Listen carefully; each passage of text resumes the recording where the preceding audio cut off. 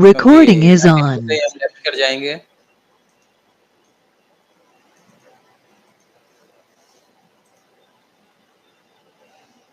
Topic बचा हुआ है वो है रिडक्स। पढ़ेंगे जो आज हम लोग टॉपिक हुआ है Redux toolkit. Redux toolkit, Redux को समझने से पहले कुछ कॉन्सेप्ट क्लियर होने चाहिए। थोड़ा सा बोल रहे हैं और मुझे बताना वो क्लियर है कि नहीं। और सबसे ज्यादा इम्पोर्टेंट जो इसमें आएगा वो आएगा तुम्हारा यूज रिड्यूसर। यूज रिड्यूसर कभी पढ़े थे इसको?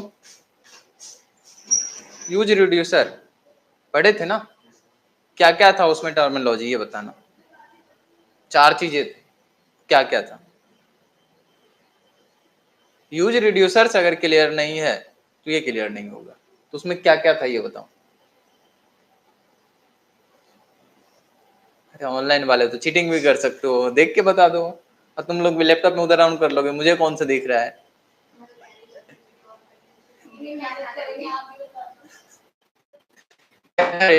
बताओ।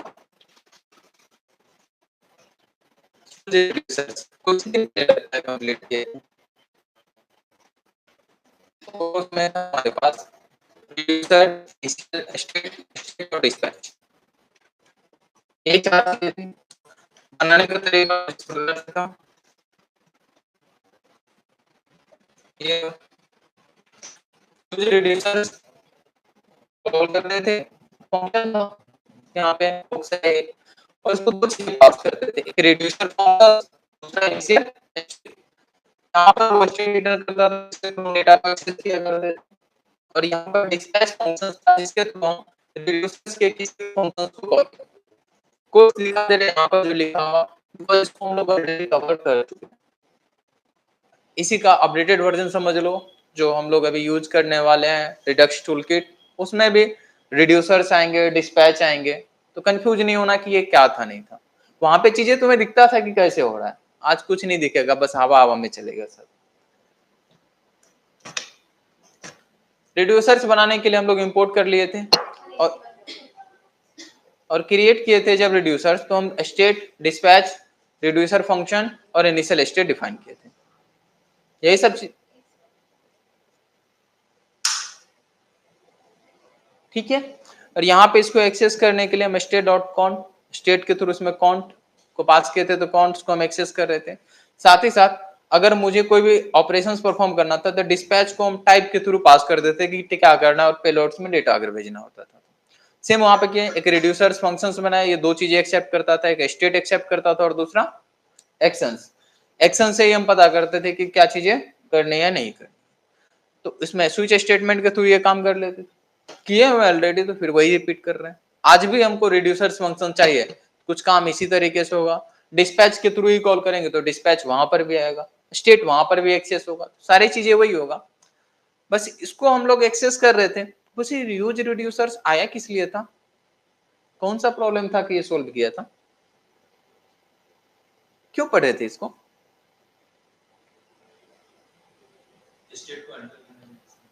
स्टेट मैनेजमेंट में प्रॉब्लम ये आ रहा था कि लॉजिक कॉम्प्लिकेटेड हो जा रहा था, तो डिफरेंट डिफरेंट लोकेशंस पे लिखने ढूंढने में प्रॉब्लम्स आ रहा था। तो एक साथ एक रिड्यूसर्स फंक्शंस बना लिए थे, सबको उसी में लिख दिए थे, इसी प्रॉब्लम्स को सोल्व किया। अब वही है कि हमको डेटा पूरे प्रोजेक्ट पे शेयर करना होता है। कोई ऐसा डेटा है जो पूरे प्रोजेक्ट पे शेयर करना है। तो जब हमको पूरे प्रोजेक्ट पे शेयर करना है डेटा, तो बहुत सारे ऑप्शंस था, उसमें से एक ऑप्शंस था प्रॉप्स ड्रिलिंग। ये वर्ड सुने होंगे, प्रॉप्स ड्रिलिंग। क्या होता था इसमें?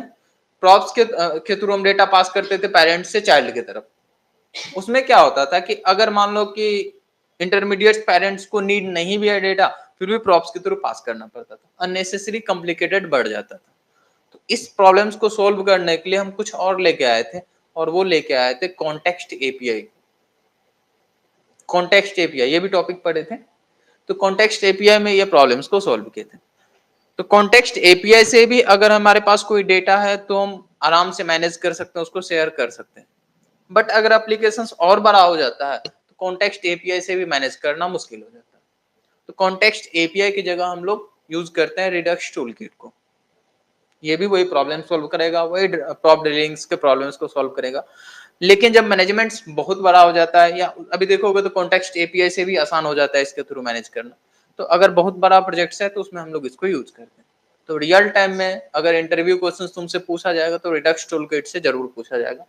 मुझे उम्मीद है कि इससे क्वेश्चंस वो पूछेगा, बिकॉज जो वर्किंग होगा तो रिडक्स टूलकिट पे जरूर होगा। ठीक है, चले अपने रिडक्स टूलकिट की तरफ। बहुत सारा चीज इसमें लिखे हैं, तो उसको बाद में देखेंगे। सीधा हम लोग काम पे आते हैं कि क्या करना है, नहीं करना है, कैसे चीजें होगी। थोड़ा सा अगर तुम्हें याद होगा, कॉन्टेक्स्ट एपीआई में हम लोग क्या करते थे, एक पर्टिकुलर सेपरेट फाइल ही बना लेते थे जिसमें हम लोग डेटा को स्टोर किया करते थे। स्टोर नाम से भी फाइल बना लेते, शायद स्टोर में ही रखते थे डेटा, और उसको प्रोवाइडर्स के थ्रू हम पास कर दिया करते थे। प्रोवाइडर्स, अगर वो भी माइंड से स्किप हो गया तब तो फिर कुछ याद ही नहीं आ रहा होगा कि कॉन्टेक्स्ट एपीआई भी कुछ था। उस पीपीटी को भी ऑन करके देखना पड़ेगा। हाँ, स्किप हो गया होगा, उल्टा गए नहीं देखते। कॉन्टेक्स्ट क्लियर,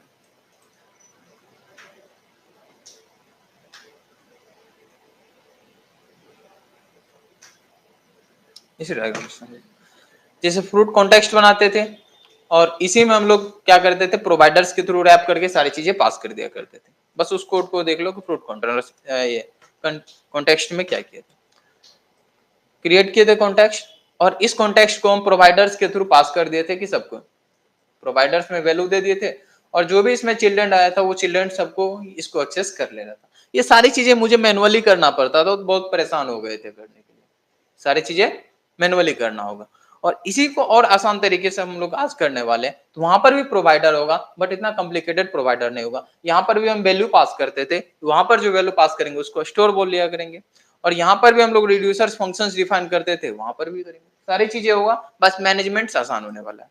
तो ये सब भूल गए हो तो थोड़ा सा एक बार पीपीटी उल्टा के देख लेना, तुम्हारे पास ही होगा। अब अगर हम रिडक्स टूलकिट को यूज करते हैं, क्या है रिडक्स टूलकिट, थ्योरेटिकली हम डिस्कस करेंगे, ऊपर बहुत सारा लिख रखे हैं, आएंगे पहले काम ही कर लेते हैं सीधा, ताकि चीजें समझ आ जाए कि हो क्या रहा है। फिर थ्योरी आके पढ़ेंगे तो क्लियर हो जाएगा। डायरेक्ट अभी थ्योरी पे आ जाएंगे, कुछ नहीं समझ आएगा कि क्या हुआ था। इसमें स्टेप्स हम डिफाइन करेंगे, स्लाइस बनाएंगे पहले। क्रिएट स्लाइस एक फंक्शन है, इसके थ्रू स्लाइसेस बनाएंगे। इस स्लाइस के अंदर में भी बनाते जाते हैं, फिर दिखाते जाते हैं कि क्या होगा। दो चीजें बताएंगे, एक स्टेट बता देंगे, एक रिड्यूसर्स बता देंगे, और एक्शंस भी डिफाइन कर देंगे कि क्या एक्शंस होगा स्लाइस के अंदर में। इसको अलग अलग पार्ट्स में डिफाइन कर देंगे, स्टेट्स क्या होगा, रिड्यूसर्स क्या होगा, और एक्शंस क्या क्या होगा। फिर एक स्टोर क्रिएट करेंगे जिसमें हमारा एक्चुअल डेटा होने वाला है और रिड्यूसर्स फंक्शंस होने वाला। कॉन्फ़िगर स्टोर्स के थ्रू हम स्टोर क्रिएट कर लेंगे, करके देखेंगे। फिर हम थ्योरी पढ़ेंगे आके यहाँ पे कि क्या हो रहा है नहीं। और इस स्टोर को क्या करेंगे, हम प्रोवाइडर्स के थ्रू स्टार्टिंग में ही पास कर देंगे। हो सकता है मेरा app.jsx से कर दे या main.jsx करे, क्योंकि शुरुआत तो वही होता था app.jsx यानी तो main.jsx, उसी में जाके डायरेक्ट हम लोग प्रोवाइड कर देंगे। ठीक है, और जैसे वहां पे प्रोवाइड करेंगे कोई भी उसका चिल्ड्रन उसको एक्सेस कर सकता है, एक्सेस फिर कर लिया करेंगे। स्ट्रक्चर जो आज होने वाला है हमारे पास दो चीजें, एक स्टोर क्रिएट करेंगे जो फाइनल डेटा को अपने पास स्टोर करके रखने वाला है और रिड्यूसर्स फंक्शंस को स्टोर करके रखेंगे। दूसरा एक स्लाइस क्रिएट कर लेंगे जिसमें हम ये सारी चीजें डिफाइन करने वाले हैं। तो करते हैं इन दोनों चीजों को, और जेएस के फॉर्मेट में या जेएसएक्स के फॉर्मेट में किसी में भी कर सकता हूँ, दोनों में से किसी में कर लेते हैं। और जो कंपोनेंट्स होगा हमारा वो नॉर्मल कंपोनेंट होगा। काउंटर्स का एग्जांपल से लेंगे वही इंक्रीमेंट डिक्रीमेंट्स वाले, चाहो तो बाद में इसको चेंज कर लेंगे। तो एक प्रोजेक्ट क्रिएट कर लेते हैं यहाँ पे।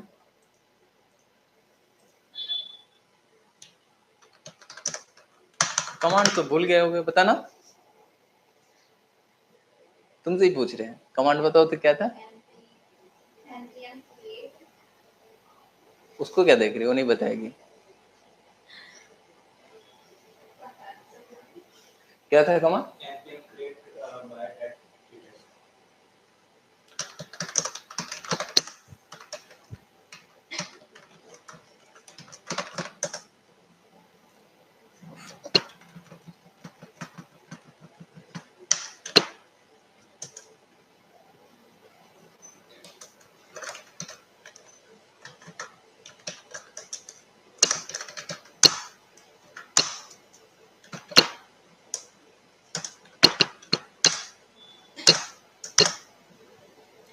प्रोजेक्ट क्रिएट हो चुका है।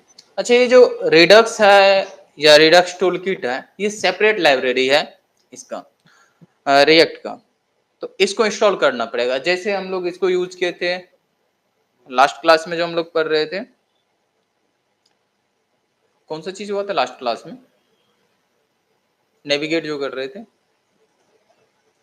लास्ट क्लास होगा हम लोग का, नहीं राउटर्स, राउटर्स में जिसमें नेविगेट कर रहे थे, राउटर्स हम लोग का एक सेपरेट लाइब्रेरी था जिसको इंस्टॉल करना पड़ा था, और इसको इंस्टॉल करने के बाद उसके फंक्शनलिटी को यूज कर रहे थे। ठीक है, ऐसे जो रिडक्स है या रिडक्स टूल किट है, ये दोनों सेपरेट लाइब्रेरी है, तो इन दोनों को अगर हमको यूज करना है तो पहले इंस्टॉल करना पड़ेगा।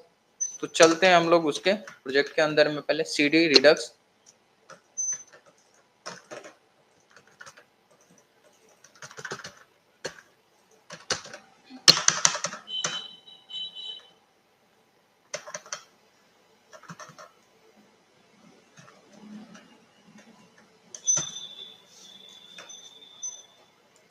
इंस्टॉल करने के लिए भी npm कमांड ही था, npm इंस्टॉल के लिए आई या इंस्टॉल लिख दोगे, और जिस लाइब्रेरी को भी इंस्टॉल करना है उसका नाम दे दो। देखो रिडक्स और रिडक्स टूल किट दोनों सेपरेट सेपरेट लाइब्रेरी है, और हम लोग रिडक्स को भी सेपरेट यूज कर सकते हैं, और टूल किट्स उसी का रिडक्स का ही एडवांस वर्जन है, तो हम लोग रिडक्स टूल किट को यूज करेंगे तो भी इंटरनली रिडक्स को यूज करना पड़ेगा, तो दोनों को इंस्टॉल करना पड़ेगा, एक साथ भी कर सकते हैं। तो कमांड्स उसका यूज कर लेते हैं इंस्टॉल करने के लिए। क्या बात है, नहीं लिखे हैं,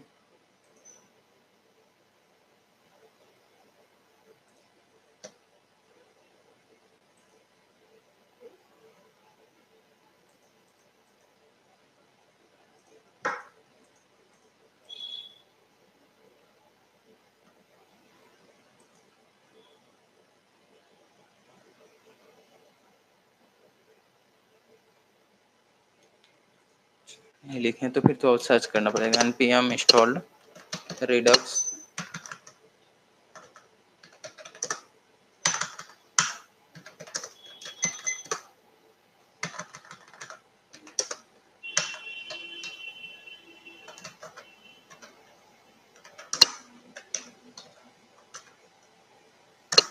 रिएक्ट रिडक्स होगा इसका, रिएक्ट रिडक्स कमा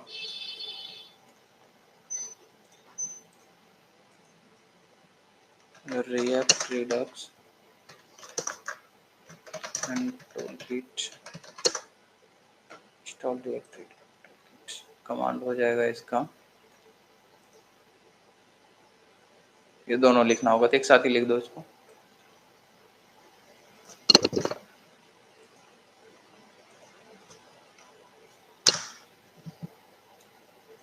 कैसे कंफर्म होंगे कि ये इंस्टॉल्ड हो गया है नहीं हुआ,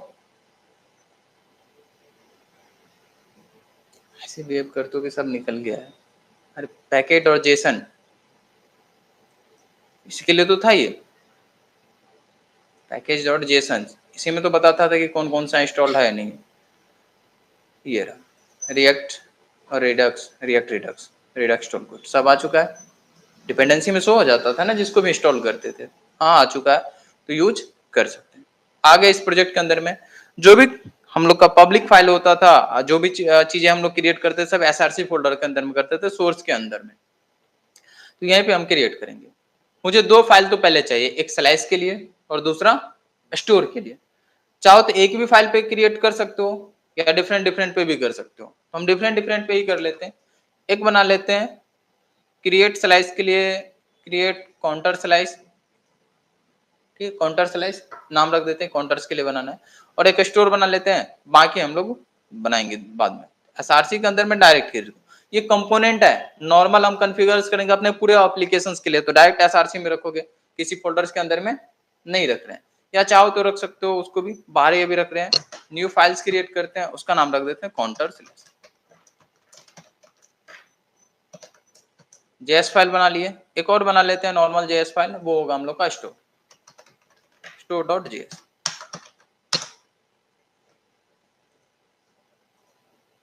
दोनों बन चुका है। पहले हम लोग स्लाइस क्रिएट कर लेते हैं।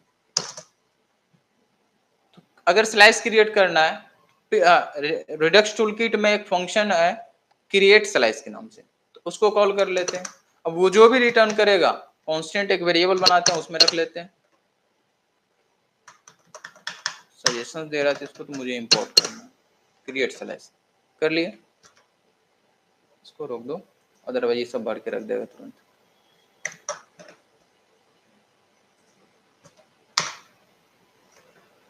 इंपोर्ट कर लिए क्रिएट स्लाइस।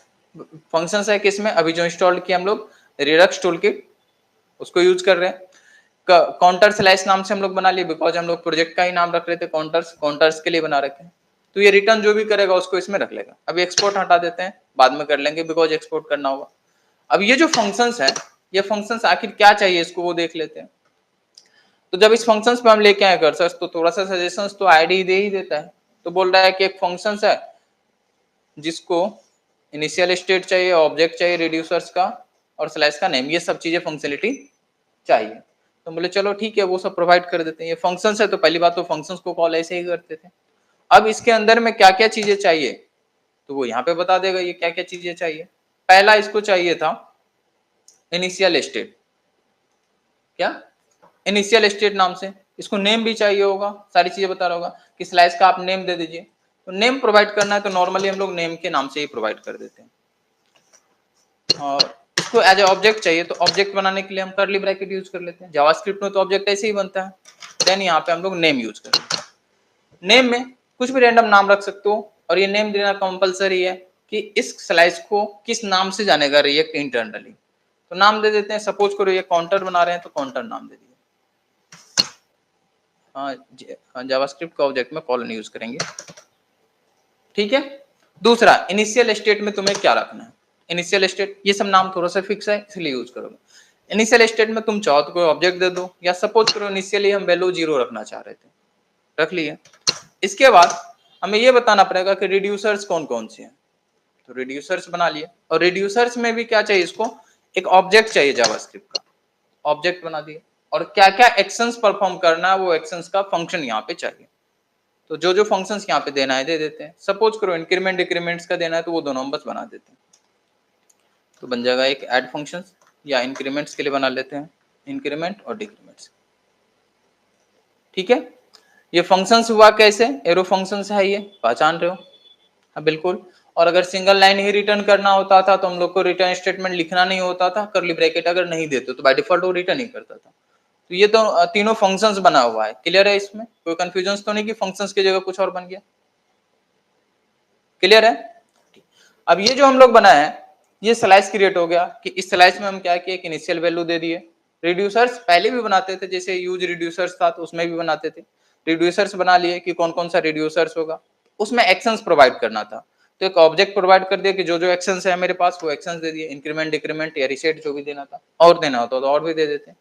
और क्या ऑपरेशंस परफॉर्म करना है वो फंक्शंस का डिस्क्रिप्शन हम लोग मेंशन यहीं पे कर देंगे। कर दिए डिस्क्रिप्शन। अब इन सबको एक्सपोर्ट कर देते हैं ताकि कोई और अगर इसको यूज करना चाहे तो कर सकता है आसानी से। दोनों को एक्सपोर्ट करना पड़ेगा, तो एक्सपोर्ट कर देते हैं। और एक्सपोर्ट में हमको ये सारी फंक्शंस को भी करना होगा। तो चलो इन सब फंक्शंस को हम एक्सपोर्ट कर देते हैं। एक्सपोर्ट, ये दोनों चीजें करना, इंक्रीमेंट डिक्रीमेंट रिसेट, ये तीनों हम लोग एक्शंस बनाए। तो ये जो काउंटर स्लाइस बनाए थे इसके पास जो एक्शंस है उस एक्शंस के थ्रू हम लोग इसको यूज कर सकते हैं। एक्शंस के थ्रू हम लोग गेट कर लेंगे, ये तीनों मिल जाएगा और इसको एक्सपोर्ट कर दिए। ठीक इसी प्रकार से हम इसमें से रिड्यूसर्स निकाल लिए कि पूरा रिड्यूसर्स को एक्सपोर्ट कर देना ताकि आगे यूज कर सकते हैं इसको बहुत आसानी से। ठीक है। नॉर्मली हम रिड्यूसर्स को निकाल के एक्सपोर्ट, अब स्टोर पे आते हैं और स्टोर क्रिएट करके कॉन्फ़िगर कर लेते हैं। एक फंक्शंस मिलेगा कॉन्फ़िगर स्टोर के नाम से, पहले उसको इंपोर्ट कर लेते हैं। इंपोर्ट कॉन्फ़िगर स्टोर, ये भी रिडक्स टूल किट से मिलेगा, कर लेते हैं। और इसको यूज करेंगे हम लोग काउंटर स्लाइस को, तो इंपोर्ट कर लेते हैं उसमें, इसी के थ्रू करने वाले हैं। तो एक और चीज इंपोर्ट कर लेते हैं, काउंटर रिड्यूसर्स काउंटर स्लाइस के नाम से। ठीक है। सेम लोकेशंस पे है तो इसीलिए डॉट के साथ लिख दिया। फाइल्स हमारा इंपोर्ट हो चुका है। अब नेक्स्ट क्या करना होगा, मुझे इस कॉन्फ़िगर स्टोर, एक फंक्शन है, इस फंक्शंस को यूज करके कॉन्फ़िगर्स करने होंगे इसी फंक्शंस को यूज करके। तो डायरेक्ट करते हैं, स्टोर क्रिएट करना है तो कांस्टेंट एक वेरिएबल बनाते हैं,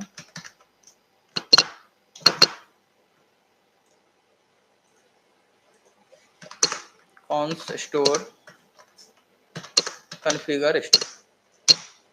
कॉन्फ़िगर स्टोर के बारे में पढ़ोगे तो इसको चाहिए होगा वही रिड्यूसर्स जो भी हम इंपोर्ट किए हुए ऊपर से वही चाहिए होगा, और एक नेम भी चाहिए होगा, तो प्रोवाइड कर देते हैं हम लोग इसके आगे कि ये रहा रिड्यूसर्स हमारा, काउंटर्स नाम दे दिए, जो नाम देना होगा यहाँ पे इसी नाम के साथ एक्सेस करेंगे वहां पे, ये ध्यान रखना, और जो हम इंपोर्ट किए थे ऊपर से उसको यहाँ पे डाल दिए, एज ए ऑब्जेक्ट चाहिए था वो पास कर दिए। हम लोग का स्टोर कॉन्फ़िगर हो चुका है, जो डेटा हम लोग को देना था इस डेटा को एक्सेस करेंगे। पिछले प्रोग्राम्स में हम लोग करते थे कि एरे ऑफ डेटा देते थे, तो यहाँ पे एरे ऑफ डेटा भी दे सकते हो, जो ऑपरेशंस परफॉर्म करना वही होगा जो हम लोग यूज स्टेट में किए थे, रिड्यूसर्स में किए थे, वो सारी चीजें किए, तो वही सब चीजें यहाँ पर भी कर सकते हो, सेम ही होगा, बस रिप्रेजेंट का तरीका अलग होगा, एक्सेस का तरीका अलग। एक बार स्टोर क्रिएट कर दिए, इसको एक्सपोर्ट करते हैं और कहीं पर भी अब इसको एक्सेस कर सकते हैं। तो हम लोग सीधा इस चीज को करते हैं क्या, मेरे पास एक फाइल है main.jsx, क्योंकि हमारा प्रोग्राम यहीं से शुरू होता था, और यहाँ पे एक प्रोवाइडर बनाते हैं और इस प्रोवाइडर्स के थ्रू बता देते हैं कि वो स्टोर को तुम यहाँ लगा लो, जो चाहे जहां से एक्सेस करना चाहे कर सकते हो। ठीक है, तो एक प्रोवाइडर्स को यहाँ पे गेट कर लोगे, प्रोवाइडर,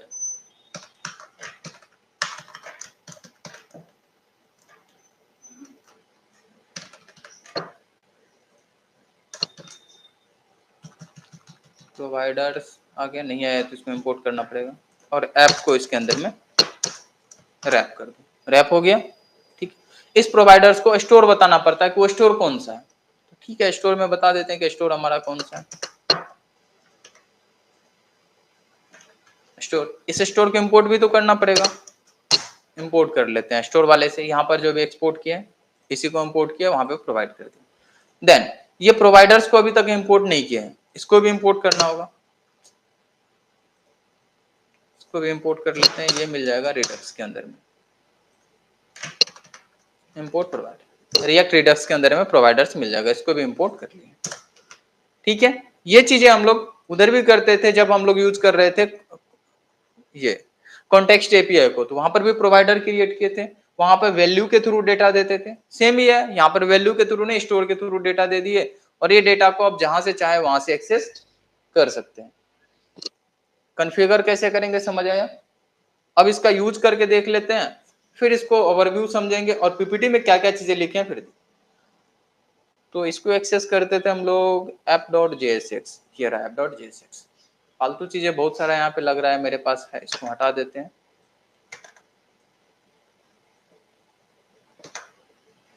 खाली हो चुका है, काउंटर ऐप बनाना था, बना दिए, वो डेटा मुझे एक्सेस करना है, कौन सी वाली, ये स्टोर, वैसे तो हम लोग इसको पहले रखे यहाँ पे, ये जो जीरो है हमारा इनिशियल स्टेट, इसको एक्सेस करें, इसको एक्सेस करने के लिए हम लोग रिड्यूसर्स के थ्रू प्रोवाइड कर दिए हैं स्टोर को, और स्टोर से अब एक्सेस करेंगे, और जो नाम यहाँ पे रखोगे काउंटर्स नाम रखोगे, या जो नाम यहाँ पे रखोगे इसी नाम से एक्सेस किया करेंगे, काउंटर रखें तो काउंटर से, एबीसीडी रख दोगे तो एबीसीडी से करेंगे, ये नाम ध्यान रखना। इसको एक्सेस अगर करना चाहते हो दो चीजें होगा हमारे पास, एक होगा यूज सेलेक्टर्स, एक यूज सेलेक्टर और यूज डिस्पैच, वही डिस्पैच फंक्शंस और यूज सेलेक्टर से वो स्टेट निकाल लेंगे जो एक्सेस करने वाले। चलो कर लेते हैं उन दोनों को इंपोर्ट और यूज। app.jsx के अंदर में कॉन्स्ट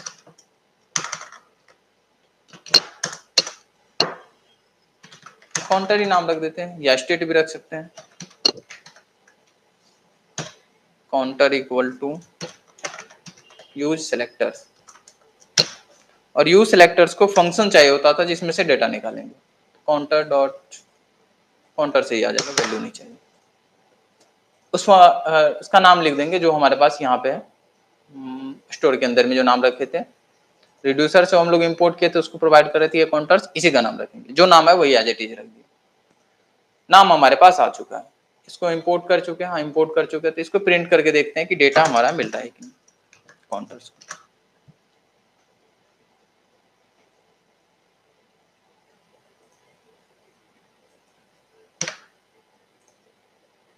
रन कर दिए थे मनीषा, ये भी याद है कि भूल गई रन कैसे करते थे, ये याद है, डेटा तो नहीं आया इसका मतलब एरर्स होगा, counter is not defined,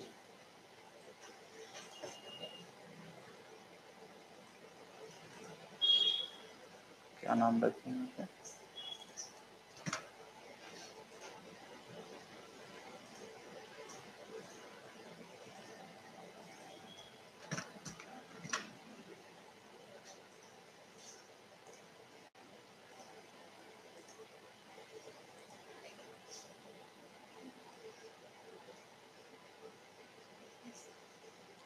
counter slash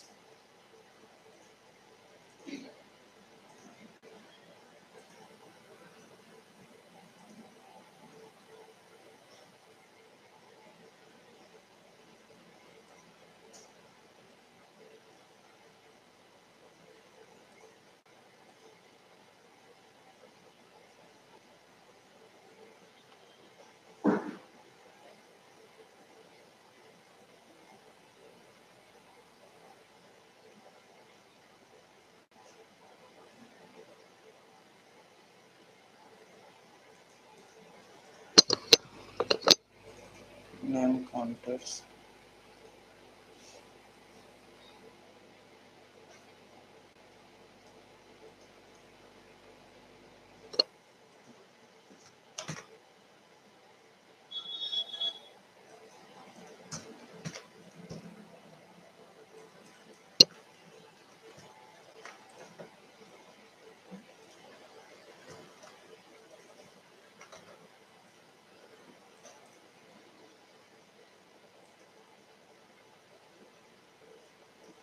counters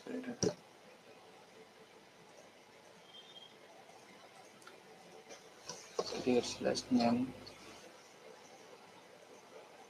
counters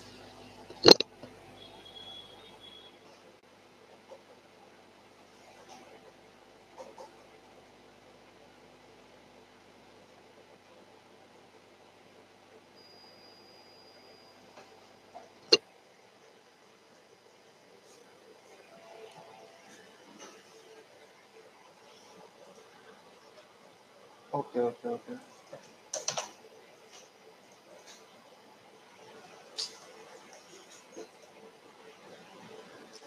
data आ गया यहाँ से, इसको एज स्ट्रिंग पास करना था, यहाँ से चेंज करो और देखो कि वो डेटा चेंज है, 5 आ रहा है, वो डेटा एक्सेस हो गया, जो भी डेटा हम लोग वहाँ पे देते। अब नाम हम फिर से बदल देते हैं, यहाँ पे ए कर दिए थे, बोले थे जो नाम यहाँ पे दोगे उसी से एक्सेस करना, काउंटर कर देते हैं और यहाँ पर भी ए की जगह पे काउंटर कर देते हैं, एक्सेस होने वाला है। वो बटन्स बना लेते हैं, इंक्रीमेंट डिक्रीमेंट जो भी बटन था हम लोग का, 3 बटन्स बना लेते हैं, इंक्रीमेंट डिक्रीमेंट और रीसेट का, वो तीनों चीजें यहाँ पे बना लेते हैं। इसको किसी H1 या टैक्स के अंदर में डाल देना तो बेटर रहेगा। बटन्स बनाते हैं,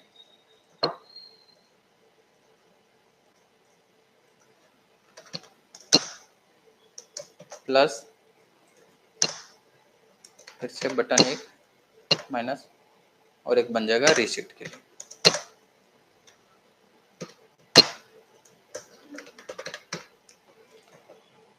एक्शंस जो भी प्रोवाइड किया उस एक्शंस पे पास करना। और इस चीज को यूज करने के लिए जब हम लोग रिड्यूसर्स पढ़ते थे तो वहां पे क्या होता था, डिस्पैच फंक्शन एक होता था, डिस्पैच के थ्रू करते थे। वही डिस्पैच को अगर तुम यहाँ पे यूज करना चाहते हो तो इसको पहले इंपोर्ट करना होगा, डिस्पैचर्स को, ठीक है।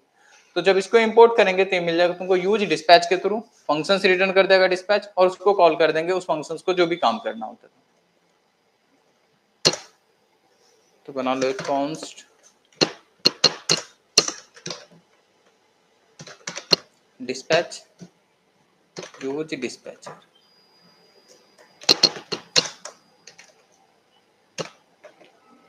इंपोर्ट हो गया डिस्पैचर, ठीक है। इस डिस्पैच को वही फंक्शंस पास कर दिया आपने। इसके ऑन क्लिक पे करना है तो ऑन क्लिक पे कर लेते हैं हम लोग,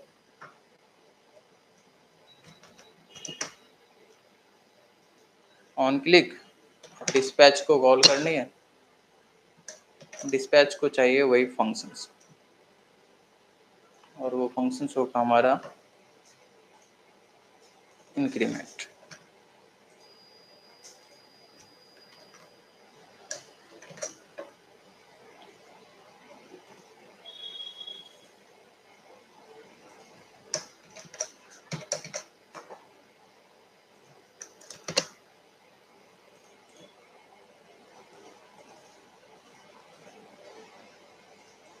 एरर्स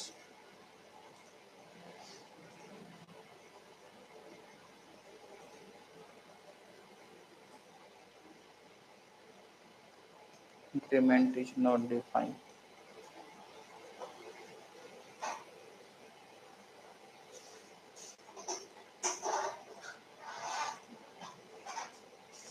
पहले इंक्रीमेंट्स को इंपोर्ट कर लेते हैं, वहां से इंपोर्ट किए हैं।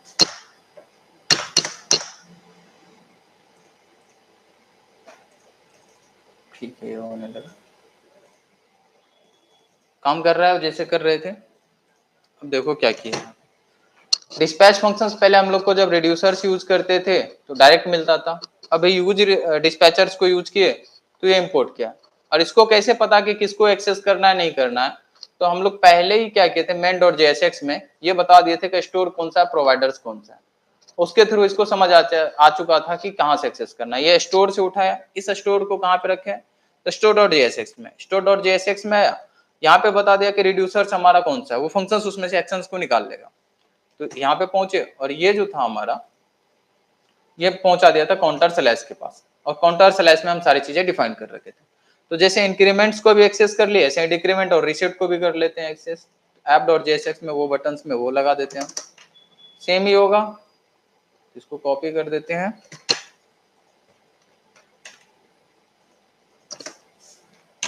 इसमें इंक्रीमेंट की जगह डिक्रीमेंट्स को कॉल करना होगा।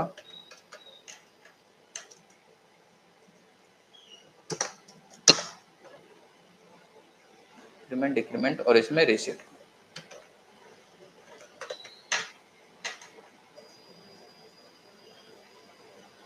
चलिए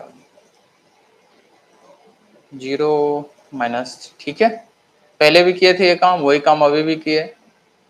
इसको H1 के अंदर में डाल दे रहे हैं।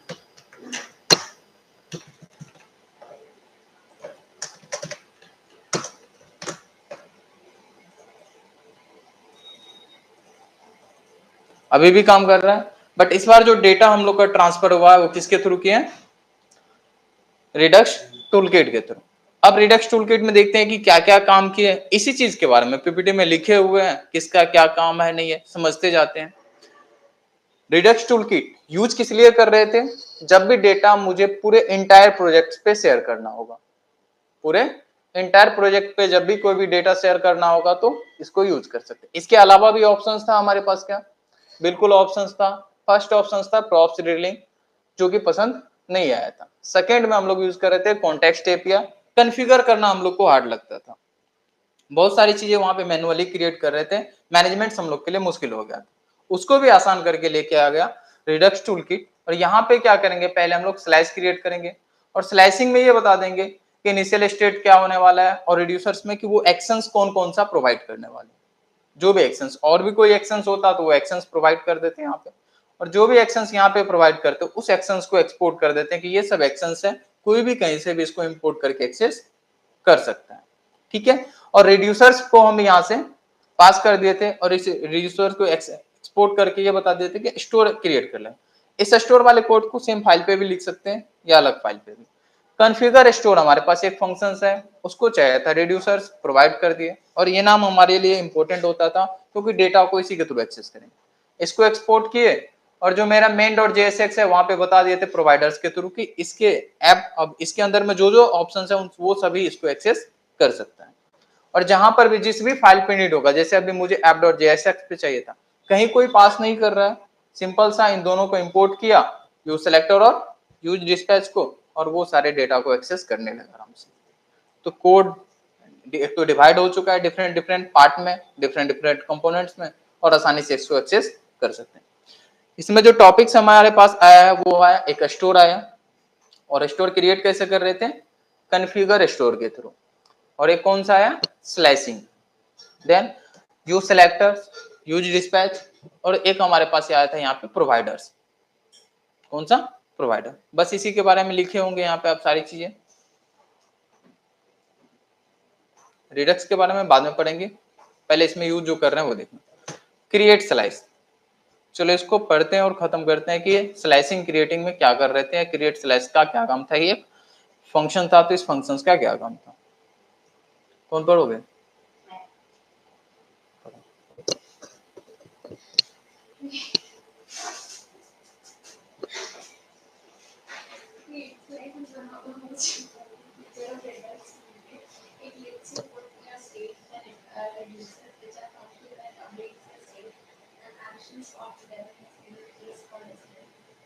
स्लाइस क्या था कि हमारे पास जो स्टेट होता था रिड्यूसर फंक्शंस होते थे, देन एक्शंस जो भी होता था, इन सबको क्या किया, कंबाइंस करके एक सिंगल प्लेस पे हम डिफाइन कर देते, यही तो कर रहे थे। अभी जो हम लोग स्लाइस क्रिएट कर रहे थे, क्रिएट स्लाइस, उसमें क्या किए थे, यही तो कर रहे थे, वही काम किए थे। वही बताया कि क्रिएट स्लैश के थ्रू हम लोग रिडक्स टूलकिट में एक जगह प्रोवाइड करेंगे। देन इसके बाद कॉन्फ़िगर स्टोर में पढ़ोगे, कॉन्फ़िगर स्टोर में क्या कर रहे थे,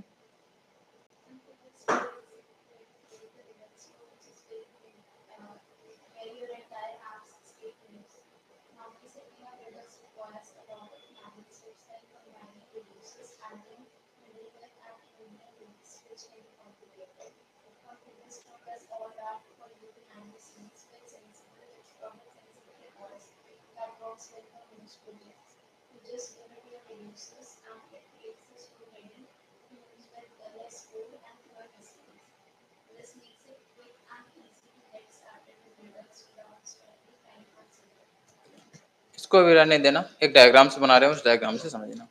किए क्या, हम लोग एक स्टोर क्रिएट कर लिए लोकेशंस पे, उस फाइल का नाम रख दिया store.js,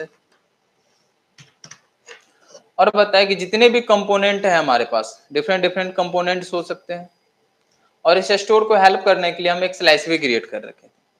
और स्लाइस में क्या किए, जो इनिशियल स्टेट होगा, रिड्यूसर्स होगा, या जो एक्शंस प्रोवाइड करना था, वो सबको प्रोवाइड कर दी। और स्टोर में हम वो पूरा डेटा स्टोर करके रख रहे हैं, और बोले जिसको जिसको भी एक्सेस करना होगा वो डायरेक्ट इससे एक्सेस कर लिया करना। थोड़ा थोड़ा याद आ रहा होगा, कॉन्टेक्स्ट प्रोवाइडर में भी यही काम हो रहा था। वहां पर भी हम क्या किए थे, एक फाइल पे डेटा को स्टोर करके रख दिए थे, और वहां से हम लोग एक्सेस कर लेते थे। ठीक है, यहाँ पर वही कर रहे हैं हम, store.js के अंदर में हम डेटा स्टोर करके रख दिए, जो भी डेटा हमको एक्सेस करना होगा। जैसे हम लोग एपीआई से फैच करते थे, एपीआई से फैच करके डेटा store.js में रख देंगे, और जिसको जिसको भी एक्सेस करना होगा डायरेक्ट इसी से कम्युनिकेशंस करके एक्सेस करेगा। और कम्युनिकेशंस करने का जरिया जो था हमारे पास, वो था ये सेलेक्टर्स और डिस्पैचर्स। ठीक है, इन दोनों के थ्रू करेंगे।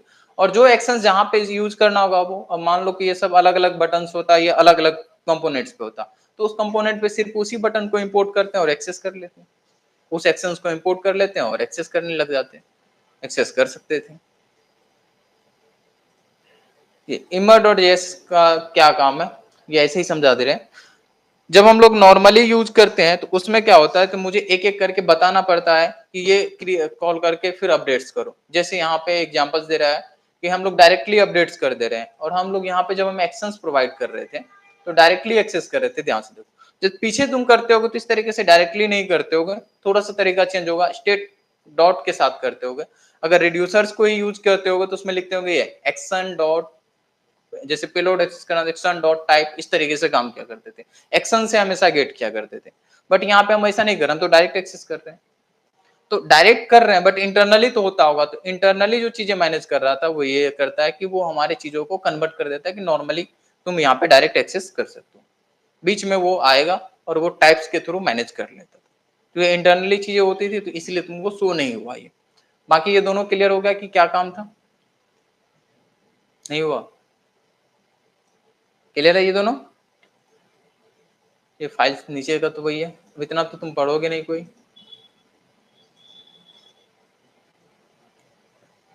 पढ़ोगे कि पढ़ लोगे बाद में?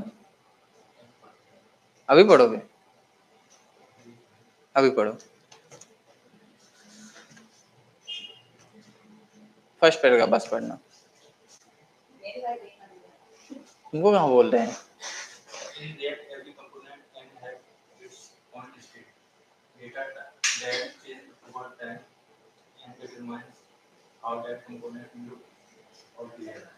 Managing this local state with hooks like use state or reducer. Use reducer is simple but in with small components. However, as application grow, different components often lead to access and update is saved data, such as user information or Card items. This creates a problem because passing data manually through props known as props treatment because complicated and makes the code difficult to manage. इसमें ये बताएं कि जैसे जैसे हम लोग का application बड़ा होते जाता है, उस केस में क्या होता है कि ऐसा होता है कि सेम डेटा को मल्टीपल्स कंपोनेंट एक्सेस करता है, जो नॉर्मल है किसी भी प्रोजेक्ट में कि सेम डेटा को मल्टीपल्स कंपोनेंट्स एक्सेस करेगा। तो जब मल्टीपल्स कंपोनेंट एक्सेस करता है तो सभी को वो डेटा अवेलेबल्स होना चाहिए। एग्जांपल्स दिए कि कैसा कैसा डेटा हो सकता है, जैसे कार्ट इन्फॉर्मेशन है, लगभग कंपोनेंट एक्सेस करेगा।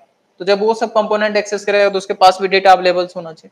तो पहले जो यूज करते थे हम लोग प्रॉप्स ड्रिलिंग के थ्रू करते थे, जो बहुत डिफिकल्ट होता था हम लोग को कोड मैनेजमेंट्स में। इसके थ्रू डेटा को मैनेज करने में बहुत डिफिकल्ट हो जाता था। तो इस चीज को हैंडल करने के लिए हम लोग इस कॉन्सेप्ट को लेके आए, वही लिखे हुए। नेक्स्ट पैराग्राफ में पढ़ो। SDL requires larger managing state across multiple levels or components leads to confusion and bugs. Keeping data consistent, avoiding unnecessary user and ensuring components stay synchronized become challenging. Local state alone cannot handle these situations efficiently. Efficiently and multiple users depend on the same shared data. That's why we need a better way to organize and control our state flows through the entire application. देखो, जब data हमारा common होगा और बाकी सारे components भी इसको share करेगा तो इसको मैनेज करने में कंफ्यूजिंग होगा। और कभी कभी ऐसा होगा कि एक कंपोनेंट ने उसको कुछ चेंज किया तो उसकी वजह से दूसरा कंपोनेंट भी री-रेंडर हो जाता है। दूसरा को री-रेंडर नहीं होना चाहिए, बिकॉज डेटा चेंज हुआ, सबको उसी को एक्सेस कर रहा है तो री-रेंडर होगा। और री-रेंडर होने से प्रॉब्लम्स क्रिएट हो सकते हैं, कंफ्यूजन होगा। इन सभी प्रॉब्लम्स को सॉल्व करने के लिए कोई नया तरीका लेके आए और इसी प्रॉब्लम्स को सॉल्व करने के लिए हम लोग यूज कर रहे हैं कॉन्टेक्स्ट पे एपीआई या फिर रिडक्स टूल किट। यहाँ तीनों का नाम लेके आए, state management tools like context API, use reducers और रिडक्स टूल किट। ये सब इसी प्रॉब्लम्स को सॉल्व किया, सब अपने अपने तरीके से सॉल्व करने का ट्राई किया। तुमको हम कॉन्टेक्स्ट एपीआई भी पढ़ाए कि कॉन्टेक्स्ट एपीआई कैसे चीजों को मैनेज किया, यूज रिड्यूसर्स कैसे चीजों को मैनेज किया वो भी देखें, रिडक्स टूल किट ये कैसे चीजों को मैनेज के देखें।